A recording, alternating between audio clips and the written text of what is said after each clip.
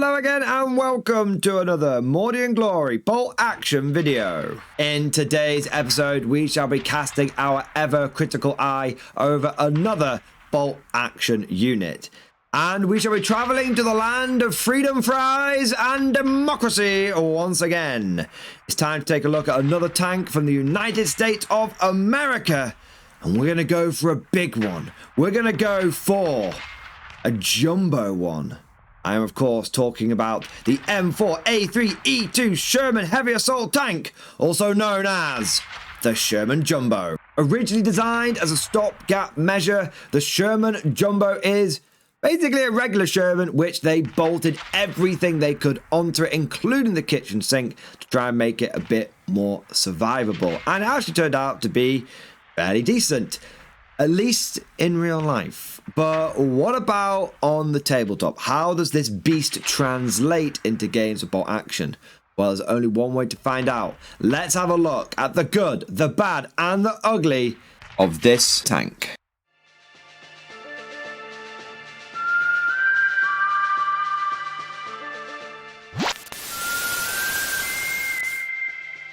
As is tradition, let us begin with a brief overview of what the hell this unit actually is. The Sherman Jumbo was a late war tank. Its principal service was between 1944 and 1945, and they only made 254 of them. So you may need to take that into account if you are a particularly historical war gamer. As is the case with many bolt action units, it has a variable points cost depending on what level of veterancy you take it at.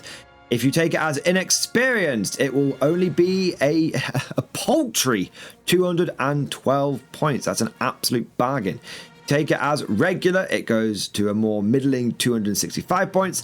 And if you go all the way and take this big boy as veteran, it will cost 328 points. That is a 160 point difference between its most cheap option and its most expensive. Personally, I would avoid going for an inexperienced tank. It's not so cheap that you can just spaff it out there inexperienced and have it do nothing and not really care. It's still 200 points in a 1,000 point game. It's still more than 20% of your army, and having it have a permanent -1 to hit, and it can get pinned up really easily, and then it's not going to do as it's told, it's low leadership.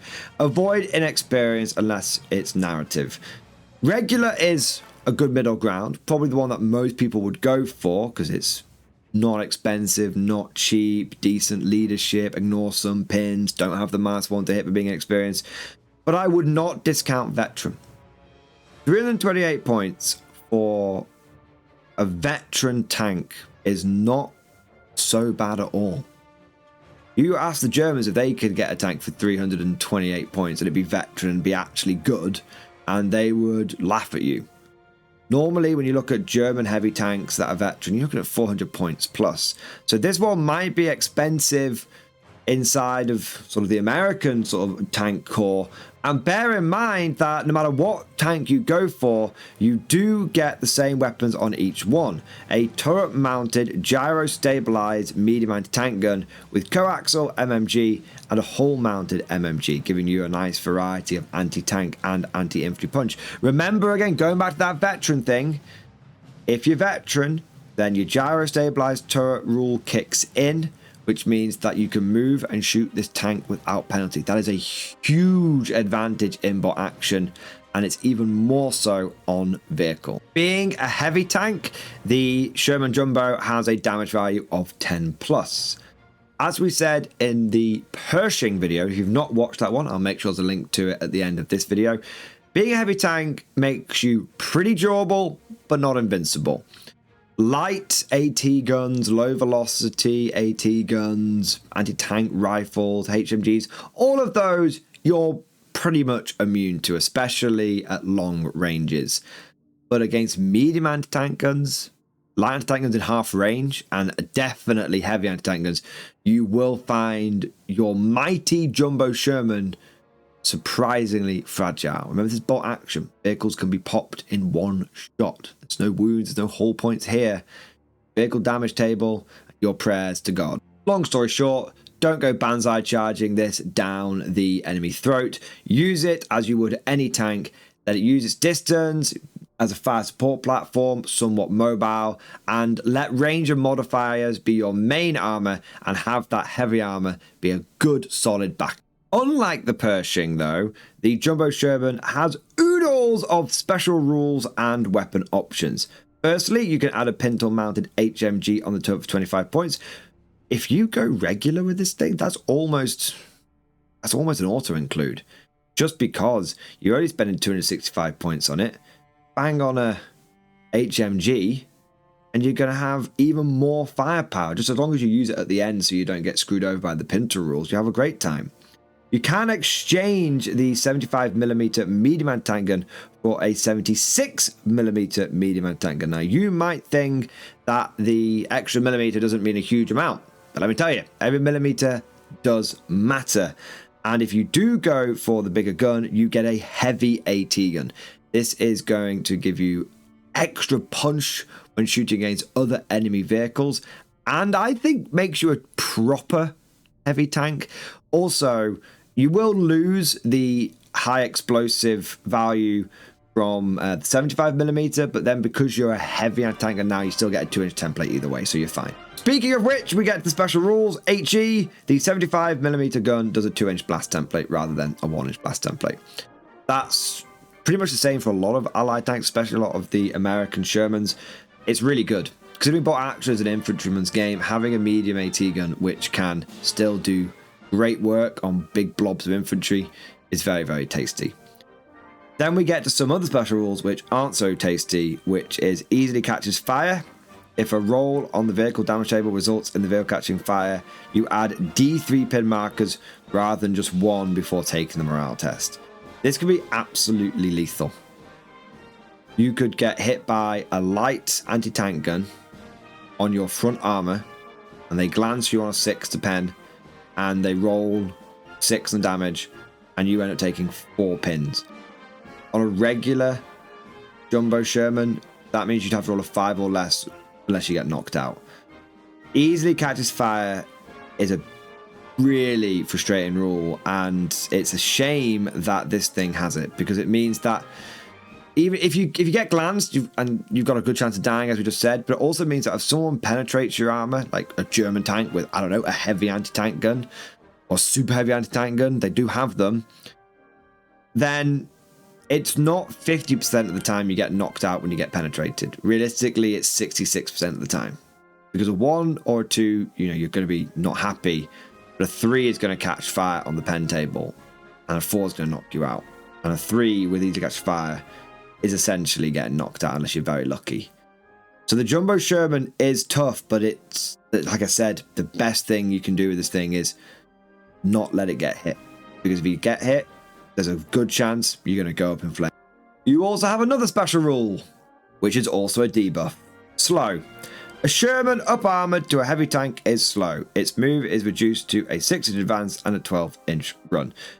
Bear in mind that this armored monster weighed in at 42 tons when empty. I think it's fair that this is actually a slow tank. This is a fair special rule. It doesn't make it any better though. Being slow is going to take away some of that movement goodness that we had with a veteran Sherman with a gyro-stabilized turret. With it being slow, you may decide that you don't want to make it veteran. It's probably just going to sit there parked and sling some shots out. Counter argument, you might say, with it being slow, I need it to move to be able to do stuff. So I definitely take it as veteran. I can see the argument cutting both ways for sure. Now, technically, that concludes the overview, although I have to admit I have gone deep into a lot of the tactics and stuff there already. So I'll just add a little bit more seasoning and a few extra miscellaneous points. Point number 1, I like the points cost. I think it's very, very enticing. 265 points for a regular heavy tank with a gun that can fend off enemy vehicles, can even give you a bit of armor superiority. This thing's going to beat a Panzer III, which is medium, and also have the Daka for dealing with infantry between the machine guns and the high explosives. Yeah, I like it. When you compare this thing to some of the other heavy tanks out there, I look at the German Panther. It's not even a true heavy tank, and it costs way more than this thing. Compared to the Russian KV-1, this is a complete bargain. So I do like the Jumbo Sherman. I really like the fact that it's got so many different options as well. It makes it very interesting. It means that you can play around with different games. Sometimes you'll try the pintle-mounted machine gun. Sometimes you won't. Sometimes you'll go for the 75mm. Sometimes you'll go for the 76mm. On the topic of the 76mm, I find it tempting, you know. A Jumbo Sherman with the 76mm and the heavy machine gun turret comes in at 325 points. Pricey, but not eye-watering. On the upper limit of what you want to spend, but not so expensive like the Pershing that you're going to have to cut points elsewhere in your list. You're going to have to put some inexperienced infantry in there to flesh out the ranks. It's important to note as well that American armored cars aren't really very good. Like, some people will take like a Greyhound because it's like the only good option. But other than that, it's like a Jeep with a machine gun. So if you look at the Jumbo Sherman and you think to yourself, well, you look at your tanks, you think to yourself, could go for a medium Sherman with medium anti-tank gun, and then take a Greyhound with a light anti-tank gun and a heavy machine gun. You could do that for sure. Or you could take a heavy tank with a heavy anti-tank gun and also an HMG. And I think that would actually be better. Because it's all well and good saying, oh, I've got an extra light AT gun. Light AT gun often does diddly dick. And the Greyhound is open topped if it uses its pintle. It might be open topped all of the time. And that medium Sherman is going to be decent. You know, it's going to be all right. But it will barely hold its own against some basic German armor. And if you come across something like a Panzer IV, you're going to be blazing away in the corner of the battlefield on fire, just dead before you know it. If you go for a Jumbo, you'll actually have the advantage over that Panzer IV. And you'll have good fire. You'll have good firepower, good armor, you're more likely to stick around, and you're not really missing out on anything. I think at one heavy AT gun probably equates to a medium and a light. The only real issues with this thing is that it'll blow up very easily and it's pretty slow. But if you have it at the back of the board and you use it as a gun platform, and you use it like most people end up using tanks, which is to support the infantry push, then those advantages are things that you can easily play around. That's kind of how I see it. The Jumbo Sherman has a bunch of disadvantages, but if you just get good, I hate that expression, but if you just get well practiced, you'll probably find that you'll be able to compensate for them very, very easily. Overall, I like the Jumbo Sherman. I think it is cheap, it's got good firepower, and it brings a lot to the table. It's also a rare American heavy tank, which is not something they have a huge amount of, and being able to bring heavy armor to the field does change the dynamic, and often can mean that in an era where most people are turning up with medium anti-tank guns or medium tanks or light tanks with machine guns, you turning up with a big heavy bastard might fundamentally shift the dynamic of the game in your favor. Or you might be spending too much on your armor, but it's going to make the game different, and if you're prepared for that difference, you might be able to take advantage for it, and your opponent might be wrong-footed. Of course, all of this is just like my opinion, man. Let me know what you think down in the comment section below. Are you a fan of the Jumbo Sherman, or do you prefer a true heavy tank like the Pershing, or do you prefer taking a couple of lighter, cheaper tanks instead? Don't forget to smash that like button if you've enjoyed the video, and subscribe to never miss an episode.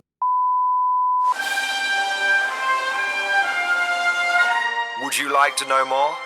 If so, then please consider becoming a channel member or patron. By supporting the channel, not only will you be doing your part, but you'll also be helping me create more content for your viewing pleasure and unlocking a whole host of perks. You get everything from a badge next to your name, custom emojis, but the big one is access to the Mordian Glory Discord server, an online community with almost 2,500 active members. It's always popping off in the MG Discord. We've got channels for army lists, hobbying, tactics, stories, and even a pretty spicy meme section as well. For all you greenhorns that wanted to see the Mordian Glory Hole, today is your lucky day.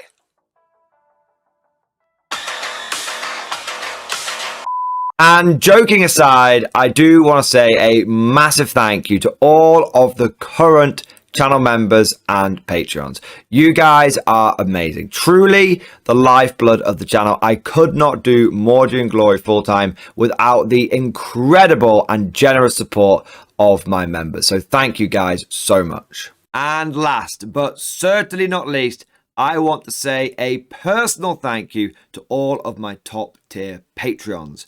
These are the War Masters, the people who have truly gone above and beyond the call of duty.